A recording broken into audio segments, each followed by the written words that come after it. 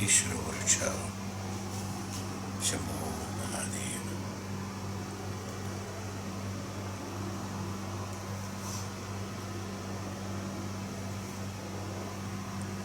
So we spoke about Mati and understanding. There is thoughts and understanding.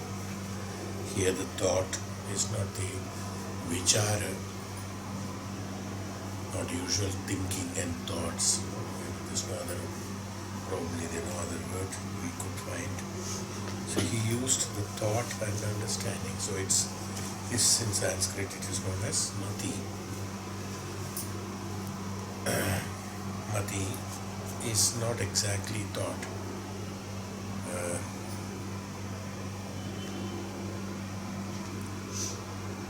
Mati is the, see we are talking about the subtle level now.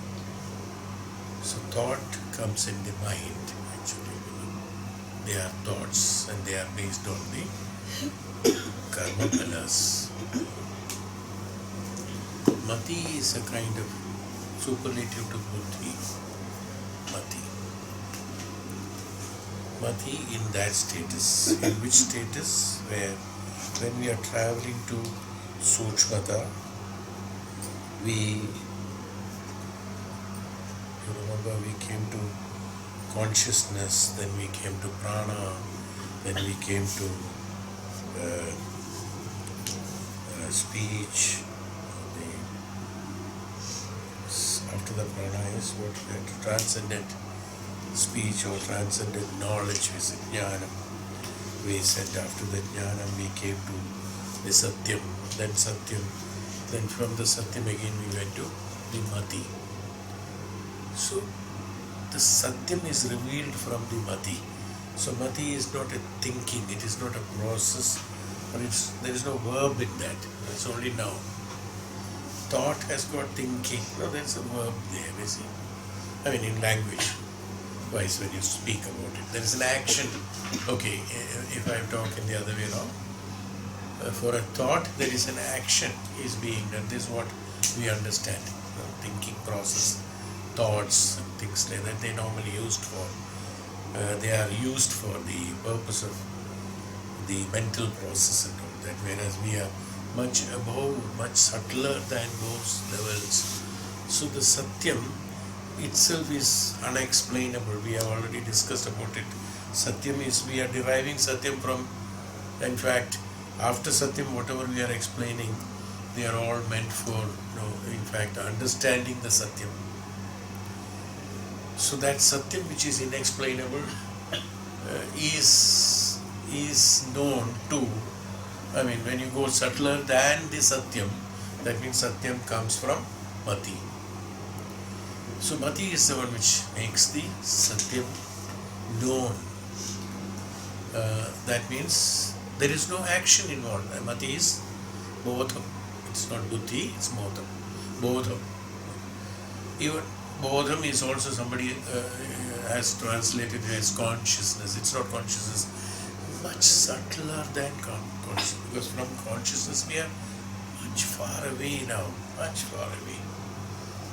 Consciousness is a border of the lower consciousness and the higher consciousness. From there we have come much subtler than that, much subtler than that. So from the Mati, from the Satyam came Satyam, from Satyam the knowledge came, from the knowledge then the consciousness comes and things like that. So it is the Mati, what we have discussed last time, that which is indescribable. And also we said that it is, that's the one which makes the, how do we know the reality we discussed? Reality is inherent in the Mati, so in the bodham. In that conscious avastha, what we are seeing, what we are experiencing, is not an intentional, invoked action into something, but it is a being. That's why he said that in the previous one we said about that. You remember that we described quite some time about that. It is the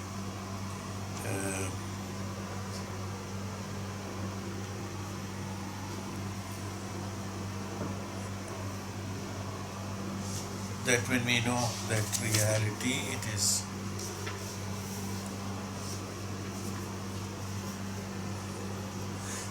I must aspire the absolute, it's called the absolute, and to move the tendency towards move to reality. How do we know the reality is to be known? All those things. Then we said there is no other way to know that the three is it. Ishvara Anugrahat Kumsam Advaita Vasana, we said. So he could not further proceed on that. But then we have again contemplated on that, and I described about the karma and experience, karma bala, your initiative, your execution, how the Valmiki has decided this, how he has come to that, and all these things we have described. And then we said it has an impact, that how this thought to come in you, in the mati, the thought to come. Also there should be some reason. Karya Karana, without that is the causal body. That without a cause, there is no effect. This is an effect, so there has to be a cause. So the cause is again the purpose of the reliving of that prana into a being, the being into prana into a living process. So we described about it, that it has to undergo certain experience. It wants to undergo the experience. There's a want in that. That want will take you towards the innovation of what is supposed to be done. When the requirement Ichha Shakti, Kriya Shakti, this is what we have told earlier also. So there has to be an Ichha Shakti, then only a Kriya Shakti is there. So here, as far as when the Ichha Shakti is there, then the Kriya Shakti is there, you have to know the mystery of the reality, the mystery of the truth, the mystery of the being. Now, all those things we have described.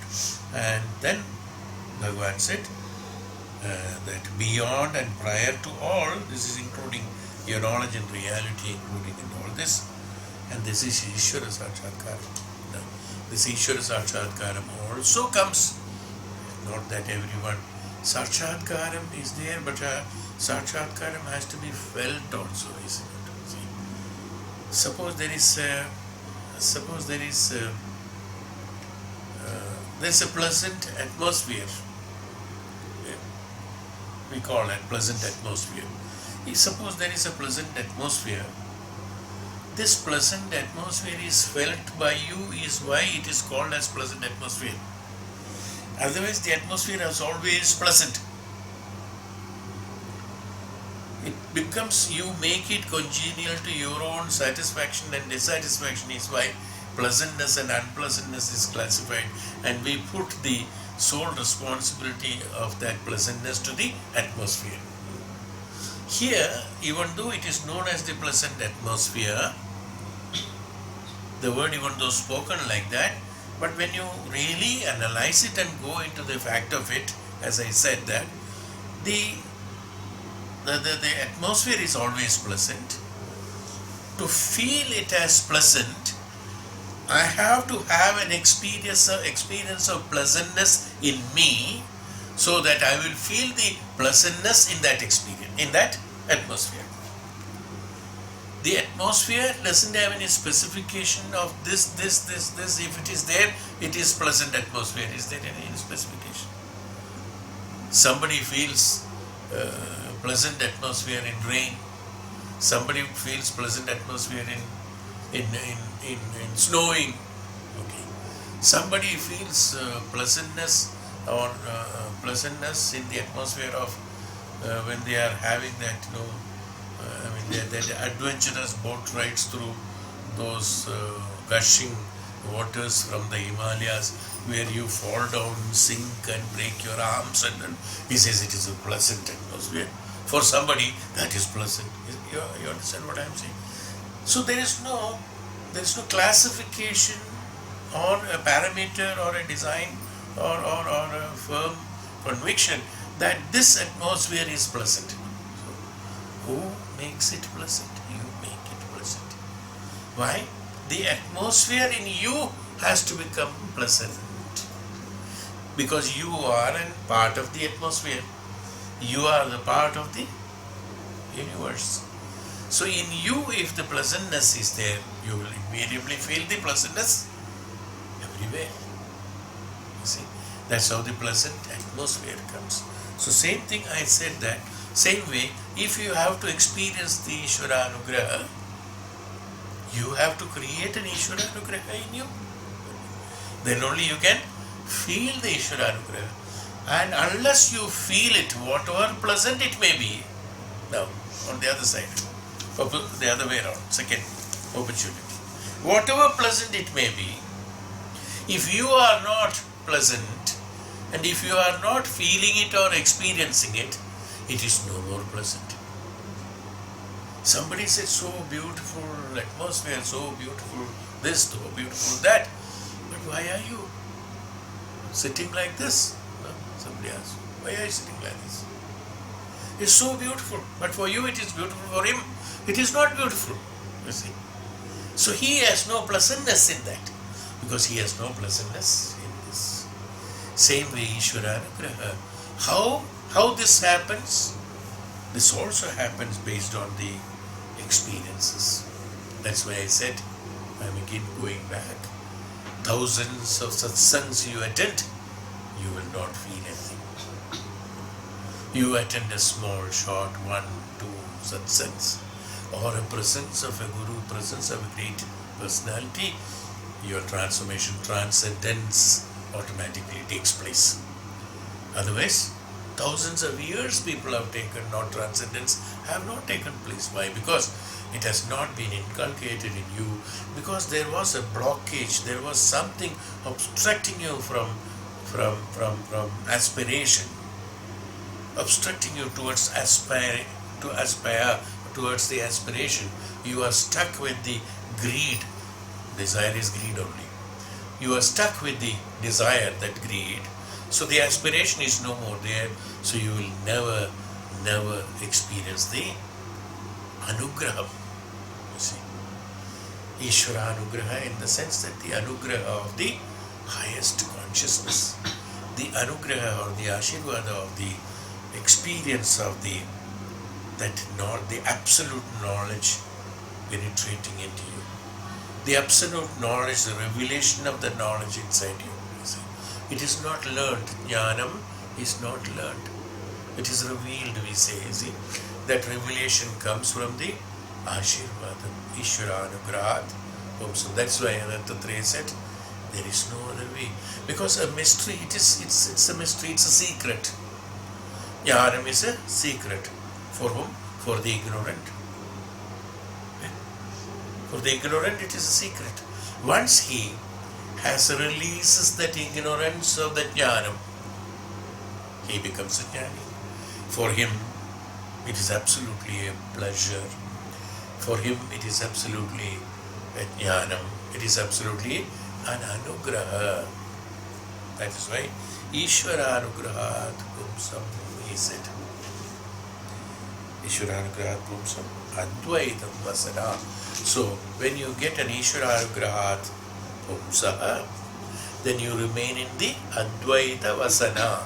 You will be, Vasana means you will be staying, you will be living in the Advaita Vasana. Ishvara Anugrahat Pumsam Advaita Vasana. So you will be living in the Advaitam. Otherwise you are in the Dvaitam. What? I want to enjoy. I am having pleasure. I will acquire the pleasure. I will acquire the Anugraha and Ashirvadam. This Advaitata, when one is ready for that Ashirvada, when that Ashirvada will always be there, because no knowledgeable person, knowledgeable in the sense, no jnani, no sattvika, in the sense, Sraddha, the one who is a great guru.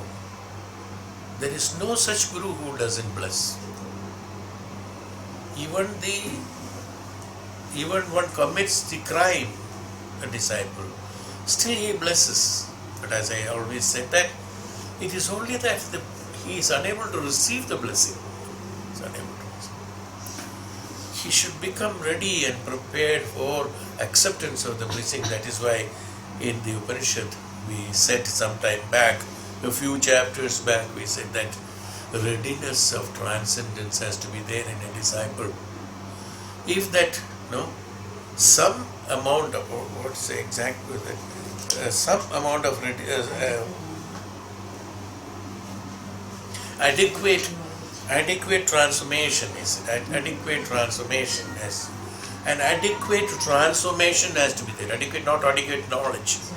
Adequate transformation has to be there. Transformation, he should have reached the status of transformed status to a certain extent. Then only he will be in a position to receive it. He will stay in the status of the desire, I want to see the God. It's only a superimposition or imagination or a sensual perceptive enjoyment can be achieved. That's all, nothing other than that. Yeah. In order to receive it, Ishvaranugraha, just simply saying that I must have the Ishvaranugraha is absolute foolishness, because everyone has the Ishvaranugraha. Ishvaranugraha in the sense, the blessing of the highest consciousness, who is the Supreme Jnanam. In Supreme Jnanam, there is no differentiation of anything. So the blessing, blessing is not an action. Again, one has to understand this. Blessing is not an action. It remains there as it is. If you become a right disciple, you will have a blessing of the Guru. Adi Shankaracharya's that Todaka Ashtakam, Todaka Acharya. See, when did he get the blessing? When he was bathing in the river. He was not doing any prayer at that time. He was not doing anything. When people accused him and about an ignorant person, when he was bathing and washing his clothes, he got the blessing. So there's no position to get the blessing. That's what I am trying to tell you. It is your status. That is the status of the adequate transformation has already taken place in him through. We are coming to that actually. What Todaka Acharya was doing was much more than these jnanis who were learning the Shastras. That is the Shraddha, that's a faith that we are going to talk about. The Shraddha and faith and devotion, dedication that he was having. These Shraddha, faith, devotion, dedication, they are all subtler than all these things, because from that only these things come. And the devotion, what we are talking is different. I am not talking, don't compare these words with the words what in the material world. No. Not that Shraddha, not that devotion, that not dedication what we are talking about. It is much higher than that, much subtler than that. From that only this comes. So, he got the blessing when he was washing his clothes. Nothing other than that. But what happened? He might have been physically washing his clothes, but his thought was only one steadfastness was there. That ekagrata was there in his mind. There was only, even though he was washing his clothes, his mind is full of Acharya. His mind is full of this. You remember that I always told that in the background there should be always Guru, then let any action go on in front of it, 1,000 times I must have told this.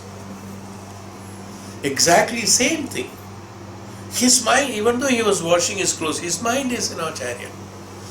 That means he has reached a transformed status. Adequately transformed. That means there is a limit. Beyond that transformation is not possible by an individual. For an absolute transformation, he needs Ishvara Anugraha, Advaita, Vasana. So for that he has to have the Anugraha. But in order to receive the Anugraha, he has reached that transformed status for him. What is his transformed status? Transformed status is that he is not there, only Acharya is there, or only Ishvara is there, only his Guru is there. As far as Todaka Acharya is concerned, his Guru was there in the mind and he was washing clothes. In the mind, Guru. That pleasant, when washing clothes, he is enjoying, No strain of washing clothes, not bathing, no strain. Why? Because Acharya inside. Guru in his thoughts always. So what happened? He has reached the transformed status. That means he was ready for receiving the Anugraha. Where will the Guru go without giving him Anugraha? Tell me. Has he got any escape? He cannot. He has to bless him. So the blessing is always there. Only thing, this transformed status has to be received. Even though others were sitting in front of him and they were knowledgeable on Shastras and Vedas, they could not attain this Anugraha because they have not adequately transformed. They were sitting in front of him. But the one who is washing clothes and bathing in the river, he got the Anugraha. He became a jnani. He became a great Acharya afterwards. See how beautiful it is. He's connecting to this. This is how I told you that. Yes. That is called the adequate transformation. Adequate transformation is not that anything else. That's not forced. It's not a forceful action. Oh, I must think. Suddenly in the shop, the beautiful ornaments comes in. No. Remove the ornament. Guru should come. It's a forceful thought. We want to force. That's not possible. That's not possible. That is not the adequate transformation. It is it should come out. We say it should come automatically. We say there is no other word to say that. It's happening. It should happen. It's not a karma. It's not a kriya to be done. It has to sambhava. Yes. Sambhavate. It is happening. It has happened. It is happening. So it should happen. That is called mati. Understand that? The thought and what we talked about in the last class about the thought and understanding. So the understanding is nothing but that experience of the mati. Yeah, the understanding. Understanding is not learning, remembering, repeating, or knowing the meaning of it is not understanding. Normally this is the words what we understand from the understanding. It is not that. It is not the meaning, it's not knowing, it's not experiencing, it's not that. It is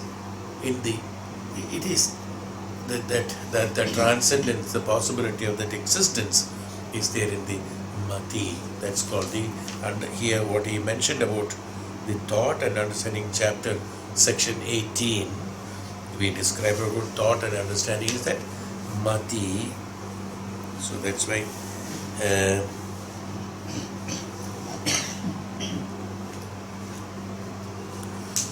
mati of the vijnanam.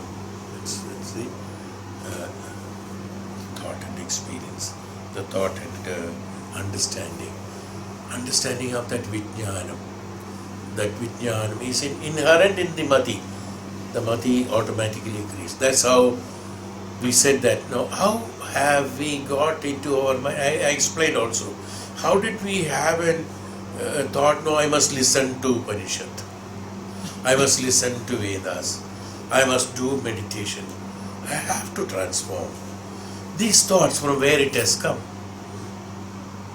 That's from the mati. Because these are all there, because that is the characteristics of the Prakriti. That's the characteristics of the mati in the Prakriti. That's the characteristics of our prana. That's the characteristics. But unfortunately what happened? These revelations were blocked with the activities of the mana and the other indriyas and the instruments. Did not get that reflection to us. That reflection was there. It is there already. But it was not reaching, or you are not receiving. As I told you, you are not receiving the Anugraha. Anugraha is there. You are not receiving the. It is like sunlight. Sun rays are there. But if you close the windows, the rays will not reach you. It's not that rays are not there or not rays are not ready to penetrate into your house. It's all there. But I blocked it with a window so that it doesn't come in. That was purpose. Similarly, we do that. This is a small example. Normally they say in the Puranas and Vedas and Vedanta that blocking the light to reach you. So it is blocking the light to reach you is why the light is not reaching. It is not that why am I not eligible to get the light? Some people ask, who is not eligible in this world? Each and every prani is eligible, that's why there is a prana in it. Each and every prani is eligible to gain that consciousness, gain that ashirvadam, get that consciousness, get that revelation, get that transcendence, capacity of transcendence, get that mukti, what we call, get that layam, what we call. That's why they are pranis. That's why prana is there. If you evoke that prana in you, automatically you will reach this status.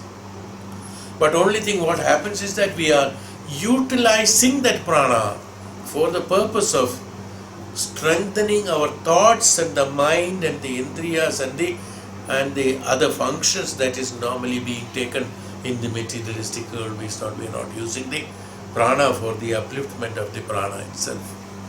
Identification of prana, recognition of prana is not being done. Matihi. Mati is again superlative of some kind of, as we say, buddhi in the lower consciousness.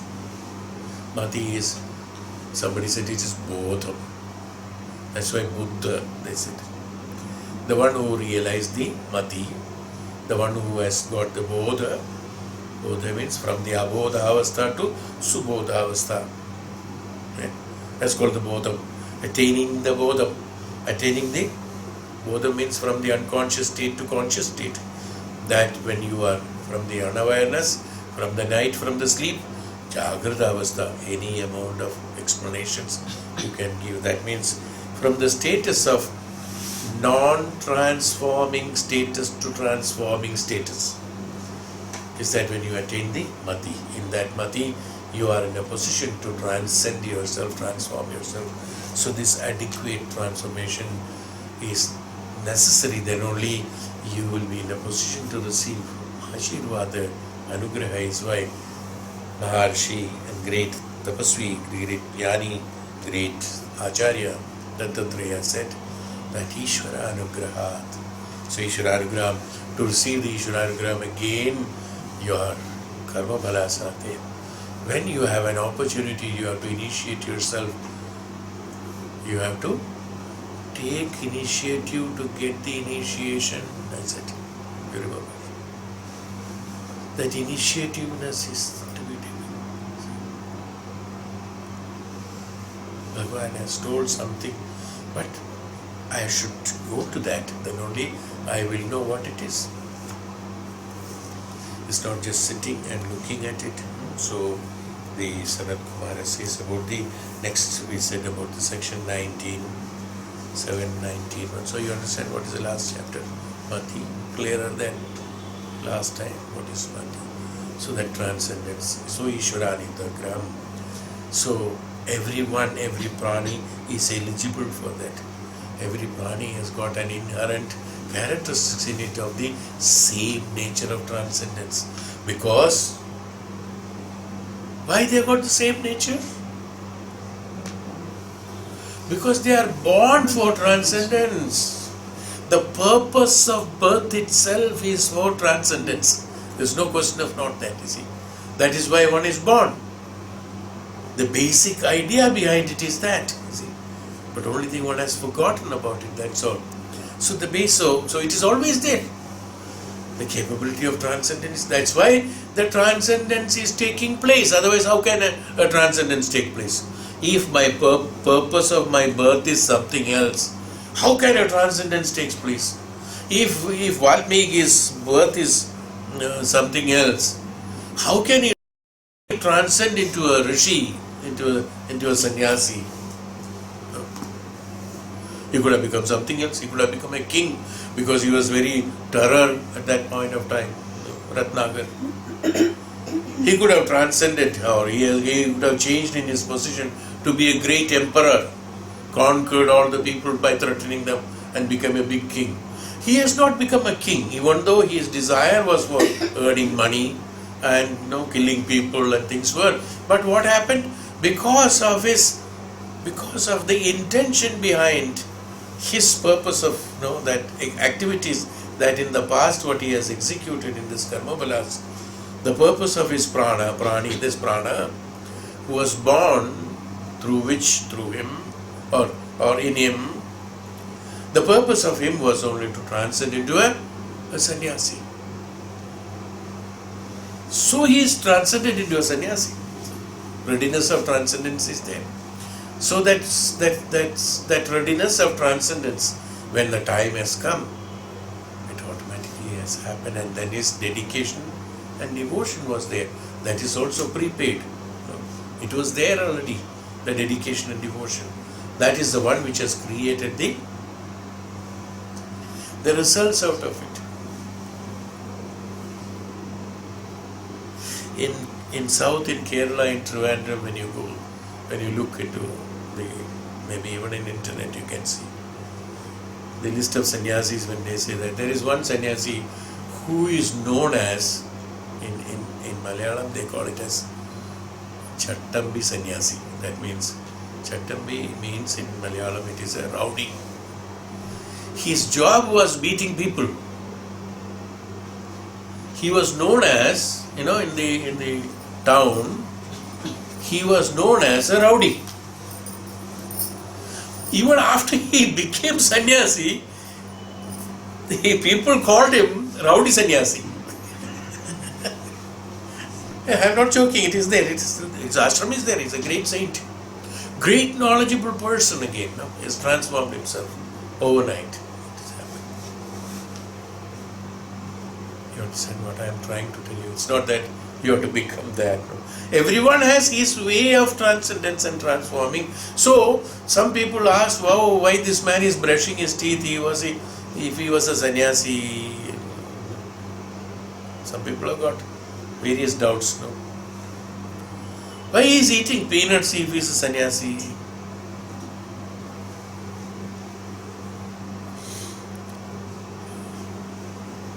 Why is he wearing that clothes? Because he is a sannyasi. Thousands of doubts. Ignorant doubts are always there. Sannyasi means they have got a perception that one should not eat, one should not drink, he should be sickly, he should be dying, he should have a big beard. No. That too, it should be grey, it should not be black, not impressive. It should be absolutely grey. There are certain specifications in one's thought. He looks like us. He will not say he is a sannyasi. He looks like a sannyasi. Looks like a sannyasi. As if he knows who is a sannyasi, useless fellow.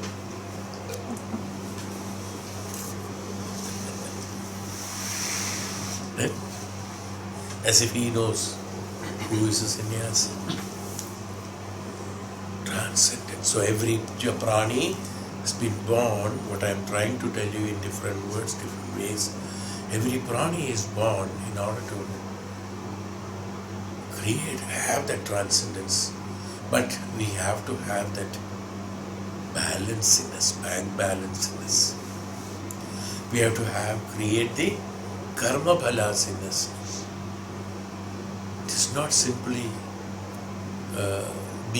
being in a situation like that. You have to be the being of the situation.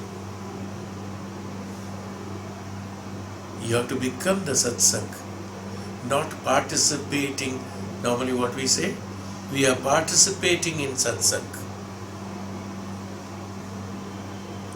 Satsang mein bhag lena. If you take and participated, you have come out of it, the participation is finished. Instead of participating, I want to do the part of satsang. That's all. The activity should be gone off. Participating is an intentional effort to participate in a satsang, not to be a part of it. What is the purpose? Participating means not to be a part of it. Otherwise you would say that I would like to be a part of satsang.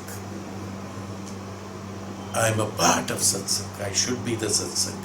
You should become the satsang, in the sense when the others meet you or others come to you, they should feel that they are in a satsang.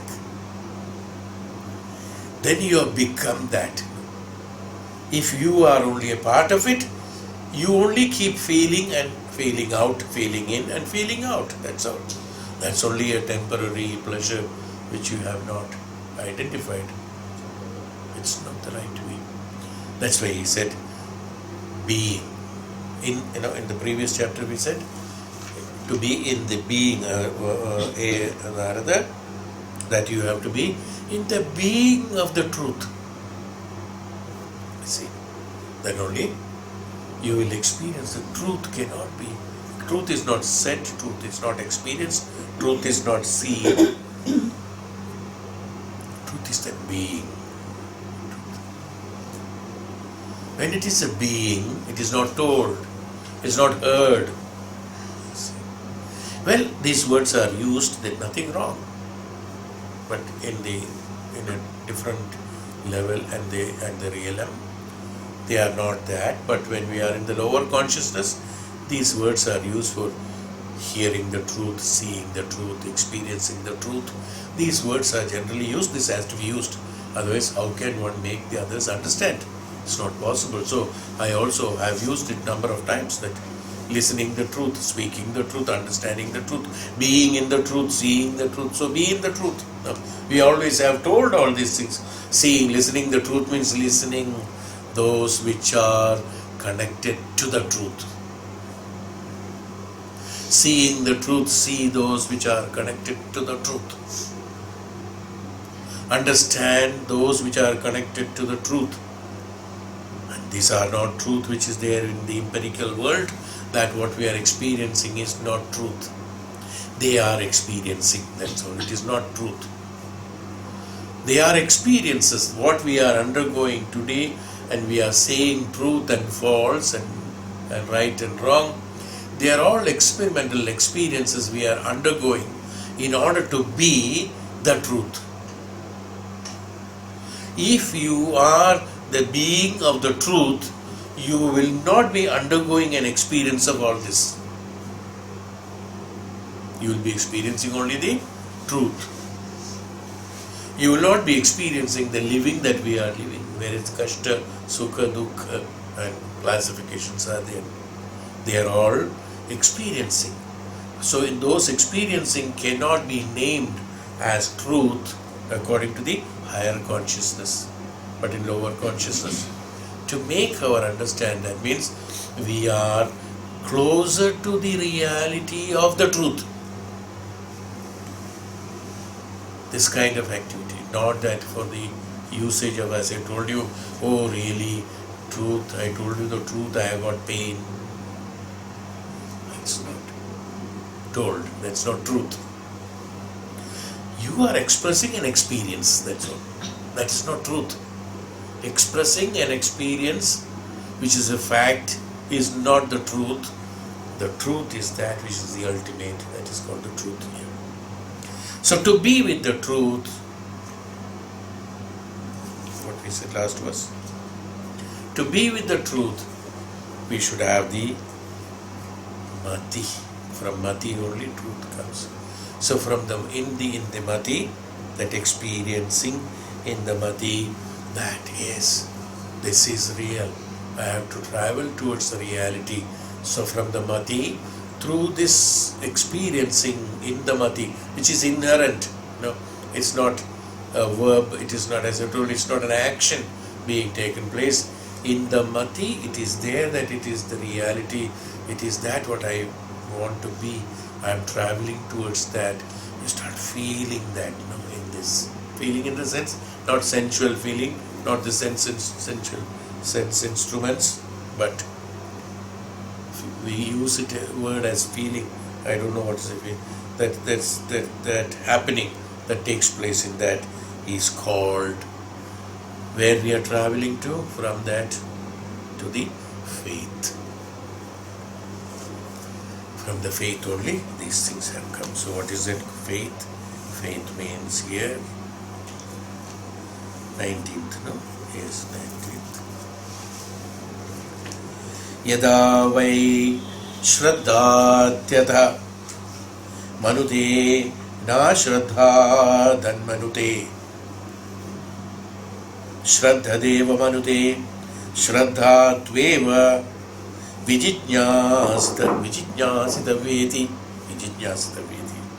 Shraddham Bhagavo Vijijñāsaiti Ityo Itye Eko Navimsha Khanda.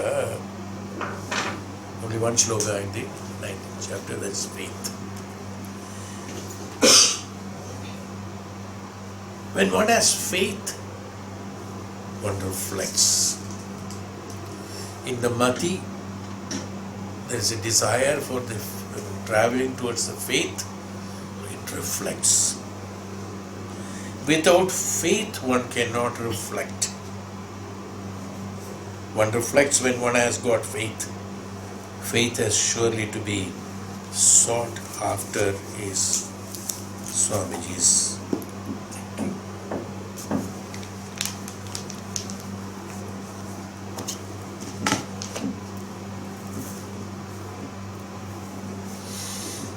Here Swamiji explains about a little more on that. Faith is that he calls it faith. I don't know, but anyway, he has a point in it. Here he has called faith also as Shraddha. Shraddha, faith in the existence of reality, of the working of this tense, are very, very hairline differences, If you ask me exactly explain Shraddha, explain faith, it looks same. Without faith there cannot be Shraddha, without Shraddha there cannot be faith. But when you go deeper into it, even though, see, this is how it is, no? Without faith, how can there be Shraddha? Oh, without having Shraddha. Now if you tell 2-3 times, you will be thoroughly confused. Shraddha is bigger or faith is subtler. No, is it not? This has happened to me, that's why I am saying also. I have also contemplated. It confuses, which is subtler? Shraddha is subtler or faith is subtler? Then you will find faith is subtler. Faith is subtler. Shraddha, there is an amount of activity involved in it. Shraddha. When you go minutely, even though Shraddha is not action, but when you travel, I cannot tell everything now because it will take about 4 hours. What is that contemplation? Traveling through Shraddha to faith and then turn back from faith to Shraddha, then you will identify which one is it. It's very clear at last. There has to be faith, then only the Shraddha will come. Otherwise Shraddha will not come. Is the ultimate. Is what I found. Probably you contemplate. I don't know what you will get. Because everyone has to do that. You have to contemplate. Don't just believe me.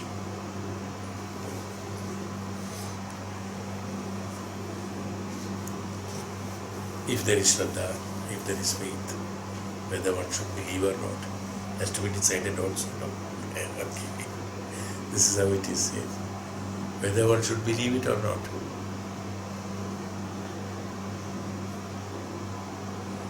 When I question whether to be believed or not,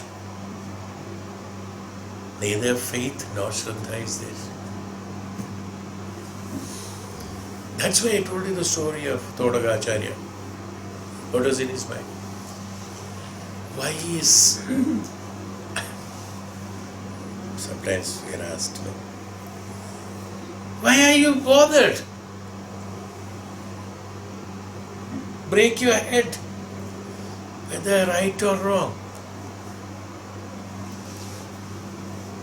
leave the job of such things to them who are supposed to do it.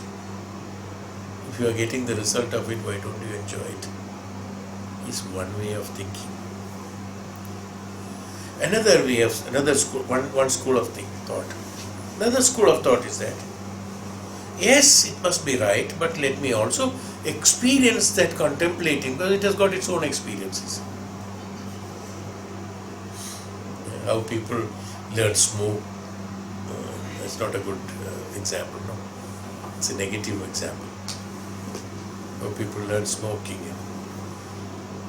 The other man smokes and this smoke comes and he makes rings like that. There used to be those very fragrant cigarettes earlier, something like that, and black.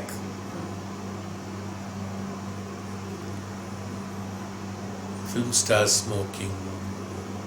So we get fascinated towards that, even though we know it is bad for the health. We get fascinated. He is experiencing it. Even though he is experiencing it, let me also experience it. It is bad. You see. The second thought is. So that I told about negative because very easy to understand it. If I tell about bhakti, that he has become a bhakta, let me also do bhakti. There is a choice. I don't want to become a bhakta. Smoking, no. There is no choice. It's very attractive. That's why I told that example. So, even though it says it is right, but one wants to experience it, contemplate it and experience it. So one is that just believe it like Chhandogya, because his faith was immense, what we call as immense. He himself was not there, only Acharya was there in him. That is one. Second is that I would like to contemplate the way my Acharya has done it and satisfy myself or enjoy that feeling of experiencing, oh yes, so how wonderful it is. The second thought. Third is that, how can it be true? So let me contemplate and experience it is wrong. See? Third category of it. So these are the three categories. Fascination. They are imposing their own thoughts into it again. So what happens? That's Shraddha. So faith, Shraddha. So faith, unless that faith is there, Shraddha is next. So in these three categories, three kinds of Shraddha will be there. Alright?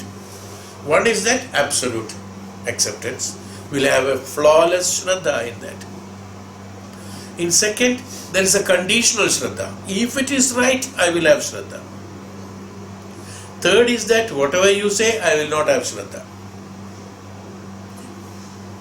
These are the three categories. So, unless that faith is, that's why I said, why did I say all this, that Shraddha? Faith is subtler than Shraddha is what I am trying to tell you. Even though Swamiji has definitely compared it with Shraddha and faith, as I told you, it goes together actually. If there is faith, there has to be Shraddha. Chhandogya Acharya washing Acharya's clothes. It's not his clothes he is washing. Acharya's clothes he is washing. He finds pleasure in it. My Guru's clothes I am washing, you see. So he finds the pleasure in it. Enjoyment, ananda in it is. But it's a difficult process for many of us. He's having, why? Because it's not the karma that he is executing that is ananda. It's the status of ananda he is in, he is experiencing. That happens in the first category of it. And unconditional. That's why unconditional acceptance and unconditional recognition, unconditional acceptance, that's called Nishkama Bhakti. Nishkama Bhakti is devotion. Yes. Second is conditional. If something happens, then we have to believe it.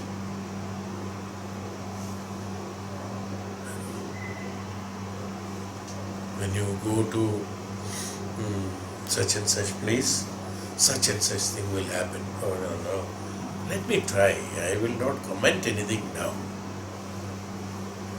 Only after experiencing I will comment. He goes there and happens.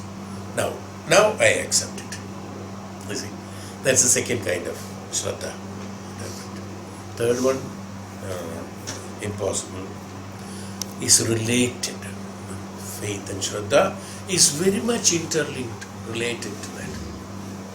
And unconditioned Nishkama Karma, Nishkama Bhakti, Nishkama Bhakti has to be devotion, dedication has to be there. Then only the faith, that's called the faith. Faith is not a belief. It's not that what I tell you, you believe it. Naturally, Guruji will not tell a wrong thing to us. Actually, he will not tell anything wrong to us. That is definite. Because he doesn't mean anything bad to us.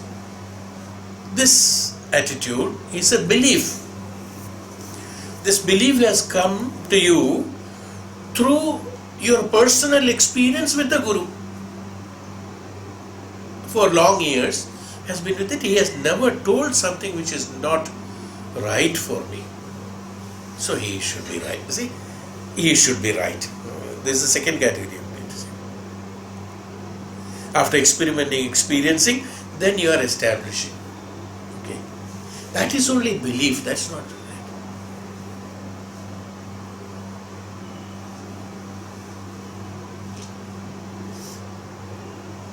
Then what is? Then how should I think? What is the faith? It's not possible. For normal people, it's not possible. It may look absurd when they hear it. What is that faith then? Like Todagacharya, again, having told the example, I am repeating that. What he says is only truth. What he says is right. What he says is truth is different. What he says is only truth. It's that faith. This is called faith. The other one is Shraddha, maybe. Yes. From that faith, the Shraddha comes. Shraddha can also a reflection from the faith. That Shraddha is not again intentionally done. When there is faith, Shraddha comes. The person go to the temple, he believes there is God sitting inside. No, it is said. No, he believes. See, that's a faith. He believes. So, when he has a total, absolute faith in that, let's call it as faith, even though it's belief. Classifying technically, it's belief, but let us call it as faith. God is sitting there. He has absolute faith in that. Since that faith is there, his prayer is Shraddha, is automatic. When he goes there, he folds his hands immediately. It's not intentionally folding hand actually. The folding hand happens automatically when he goes in front of the doors. It's because his firm belief that there is God sitting there. Fine. This is the example I can tell you. See. So, not that, okay, I will not fold hand or should I fold hand. These thoughts doesn't come at that moment. You are supposed to fold. Nobody tells you also you are supposed to fold the hands when you come in front of that. Nobody tells. No? Nobody tells. Because he has a firm belief that there is God sitting in, he goes. As soon as he goes, the reverence automatically comes. This comes, what we say. Shraddha, if there is faith, Shraddha will automatically come. Otherwise, it will be an added attraction, an attachment. Shraddha, if it is attached, it will be very visible. It can be identified, it can be seen.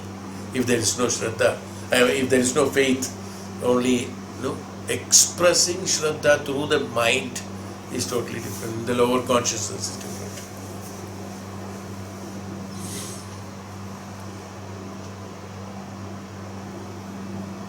It has to be there from in, then only it will automatically come.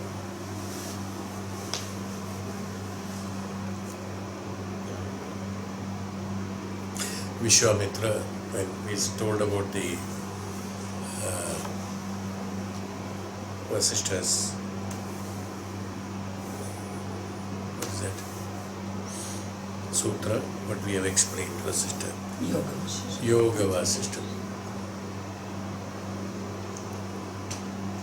In Yoga Vasishta, we said about Bhagavan Ram and Lakshman when they were with Vishwamitra, when they went to Janakapuri, outside Janakapuri, they made a cottage and they were living there overnight. Very tired after that. What is it? Those demons, killing after those demons of that Asura and all that. They were very tired and they built there, and Vishwamitra was trying to relax. So I also told about this, I think when we took a Yoga Vasishta. Bhagavan Ram was sitting, they were all equally tired. Rishi was tired, so he was like that. Bhagavan Ram comes and presses his legs, feet. I think I have told this at that time. Now I remember about the Sraddha part. It is not intentional, it has come from the faith. Yes, neither Maharishi has told, come and press my feet. No. All were equally tired, to be honest, and that way Vishwamitra must be stronger than the others, the yogi. In Ram, Bhagavan Ram, it is an automatic thought came. So the service to him is that to press his feet, press his Sraddha. A reflection of the faith is what I am trying to do. It is not intentional that I must press his feet. It's the reflection of the Shraddha. He started pressing the feet. Having this Shraddha in him, seeing that Lakshman having faith in Ram, not in Vishwamitra. Tell you. What was Lakshman's? Lakshman's faith is in Bhagavan Ram. My master is doing this, I do that. That's all. Finished. So he started doing the other side of it. You see how it is. And then untiringly going on. Now, time passes. Maharishi slept. Because he was tired, slept. Bhagavan Ram was continuing because he has no consciousness of that. I don't know whether to stop it or not unless Rishi sees. So he was continuing. Now, even though, as I told you, that's why I said, Lakshman having faith on Ram, his Swami is seeing that he is doing it, even though Rishi has slept, he is continuously doing. His mind and his heart was, faith was to him. He said, hey Bhagavan, Maharishi has already slept. He could not stand him undergoing that because his faith was totally on him only. He doesn't want him to suffer. I mean, according to him, it is suffering for him. Then he says, hey, Lakshman, I never noticed that he has slept. So when this conversation was going on, suddenly Maharishi woke up. He knew what is happening. Then he said, no, Ram, now you go and sleep. It is time. Unless that is told to him, he was not ready. Because he was in him. That's all. His faith, no reflection of Shraddha from that faith. And Lakshman's Shraddha on his master. Everything is very much interlinked. This is only a physical example I am telling you. It's only for us to understand the importance of Shraddha, not the activity, the action. The activity can be totally different. It can be a mental activity. It need not be a physical activity. Absolutely okay. But for telling an example, this is true. That's why Shraddha. Shraddha is a reflection. Unless there is faith, there cannot be a reflection of Shraddha. From faith only there will be a reflection. See what he uses, the word? Reflection from faith is Shraddha. It is not that because he has faith he will have Shraddha. No. Mirror need not to reflect. Mirror's swabhava is to reflect, is it not? Mirror. You don't have to tell, hey mirror, reflect now. No. No instruction. Mirror's swabhava is reflection. If faith is there, Shraddha will have a reflection. That's why I said it's a very, very fine definition there. If there is faith, there has to be reflection. That reflection is Shraddha. So it goes together. Is that what I'm trying to tell you? That's why Swamiji has used Shraddha. Faith is the existence of reality. What is a faith? Faith is the existence of reality. We spoke about reality. Reality is felt in the mati. When the mati is there, the reality is felt. Now here he says that Shraddha and faith is the existence of reality. We find there is reality in the existence, or existence is reality, or reality is existence. This has to have the faith. So this is called the faith. And the working of this tendency of movement of one's being towards reality are almost simultaneous. Movements of one's being and working towards the reality, both are almost happening simultaneously. That's what I said. Shraddha and Bhakti happen simultaneously. When there is faith, there will be a reflection. So they are simultaneous actions. Even though Shraddha is dependent on the faith, because faith only reflects Shraddha, but faith cannot stop reflecting, because that's the swabhava of the faith, to reflect Shraddha. You got it? Otherwise it will look awkward, if it's an attachment.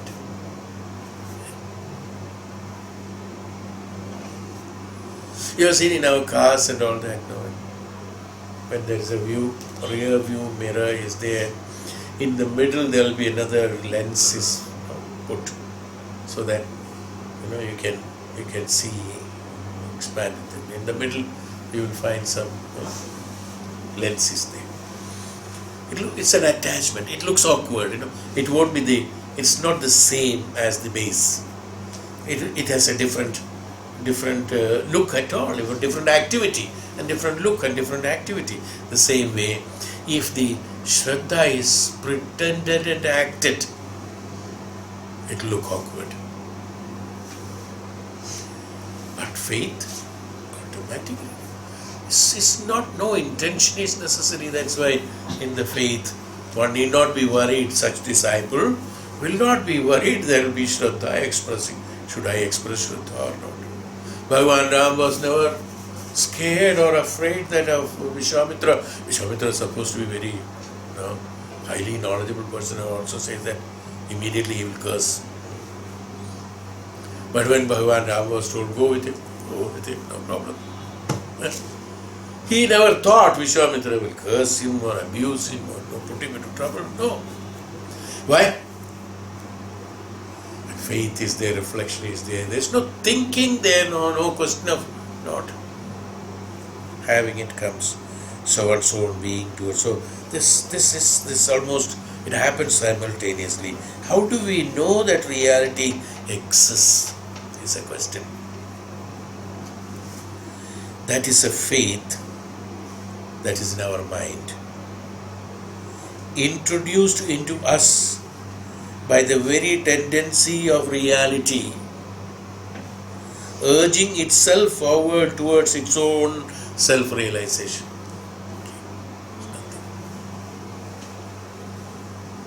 Is the reality existing or not? From where this faith has come? So he says that as Ishwaranugrahat Bhumsam, Advaita Vasana. The same answer comes here. What is that? The answer is that the faith in our mind is introduced by us, by whom? By the existence only. The faith is introduced to us in ourself by the existence only. So the faith of the reality existing is natural. No? Difficult to perceive. No? Reality, the existence is the one which has created the reality, and through the reality the faith has been created. So automatically in the faith, what is reality? The faith automatically confirms there is existence of reality, because it has come from that. If it has come from that, is it necessary that it has to understand? Yes. Why? How? How? Like when the child comes from the mother, the child says she is the mother. Yes. Now, where is the explanation? She is not a mother.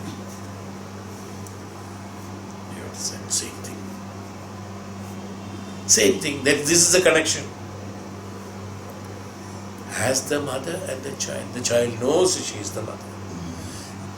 One need not to tell that infant she is the mother. No. Because she has grown inside her.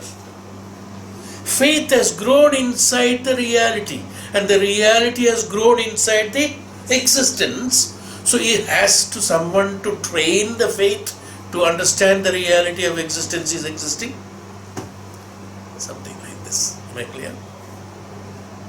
Now many have a doubt, because they are all abstract, because they cannot be seen, they cannot be felt, they cannot be experienced. We have to understand like this only. That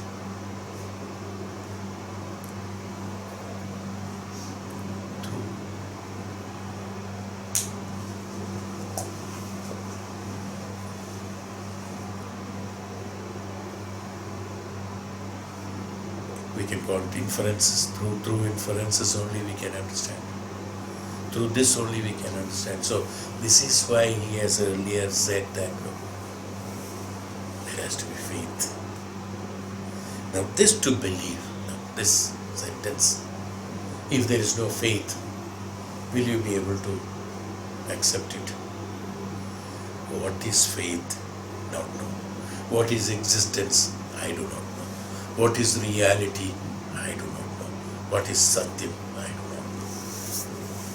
And then we are talking and Shraddha, we do not know. And then we are talking, faith knows what is called the reality of existence, and from the faith the Shraddha reflects. None of these things are known to you, is it not? No. No.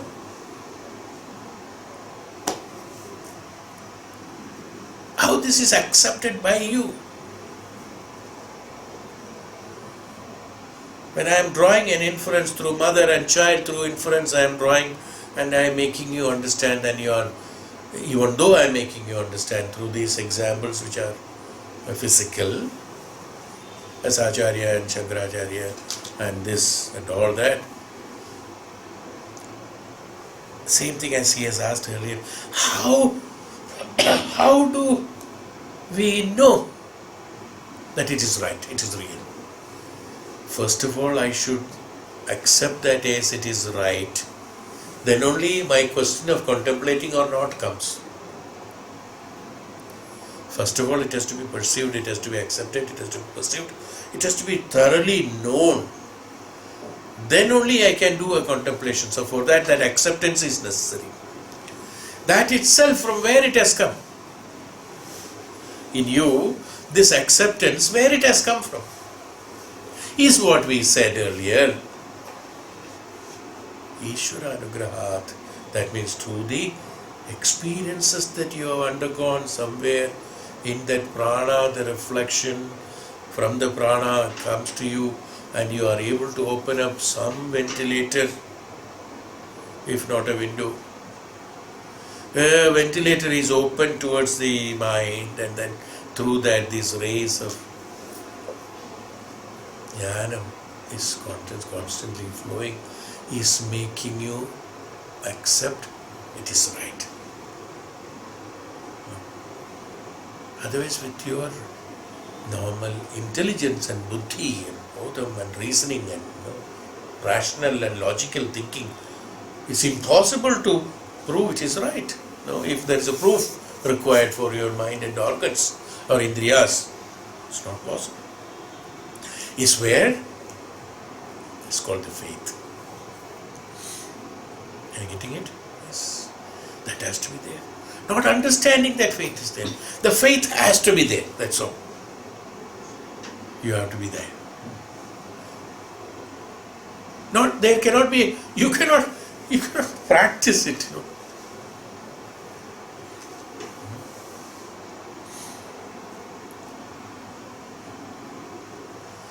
Even though the physical world has got a proper practice, the one who practices becomes the master also.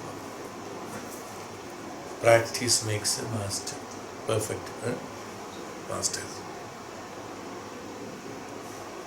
In German also they will always say this example. In work they will always say that. Practice makes the master, they say. So practicing. This cannot be practiced. I must have faith, I must have faith. What practice to do to have faith?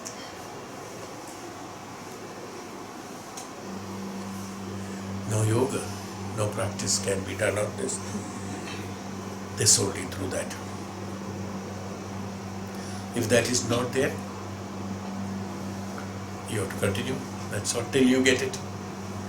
Or you function through this. There are facilities provided now. At least work towards that. Forcefully work towards that. So at least break that ventilator. No more security of ventilator is required. Usko break kar thod do usko. So that let this jnana flow into you. Have that conviction. That is called surrender. That's called upasana. That's called nididhyasana. Breaking that window. No more that selfish motive is there. That sharira and mana. This faith. Which faith? That which is understanding that introduced into us by the tendency of reality urging itself forward towards its own self-realization. This faith is superior to the mati and thought. Thought and understanding, mati and understanding, anubhava. Understanding can be anubhava. Mati is anubhava. It's not what we call as blind faith. They're all, as I earlier also told, the superlatives of it's not necessary. But an irrepressible feeling in us. That's it. See? What's that feeling? An irrepressible feeling in us. The reality is, it must be there. We do not have any doubt of it being there. Mati and Shraddha go together. Yeah. So, Mahadeva Rishi Narada is told, this Shraddha, faith in the very existence of reality, is somehow to be taken as prior to Mati, the consciousness of tendency towards reality working through your being.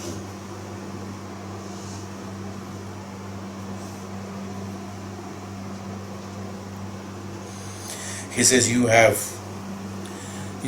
to differentiate ordinary faith from this superior faith I am speaking. It's almost kind of self-realization. Without this faith in you, which is born of tremendous experience, from where the faith, as I told you, where the faith has come from, this experience of a higher caliber Nothing else is possible, Narada says. That higher caliber, what is that caliber in you? Higher caliber means you should be having a higher caliber in you in order to perceive that reality of existence which is inherent with faith. Has to be perceived by you. In order to have that perception, you should have that instrument, or you should remove all the other instruments which is causing hindrance to have the acceptance or perception of this reality of truth. Okay? Then only it is possible. So then Devarishi Narada says, "Hey Bhagavan," now you see, what does he say? Earlier he used to say, "Please explain." Now what he says? Then he got astonished, he doesn't know what to do.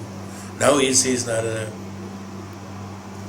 I want this faith to be," you see that language difference, that's why I'm making you attend to it. You see. I want this faith to be implanted in me, oh great master, because I cannot have faith. So what he says? Implant it in me. This word, see, that's why he said here in the 19th.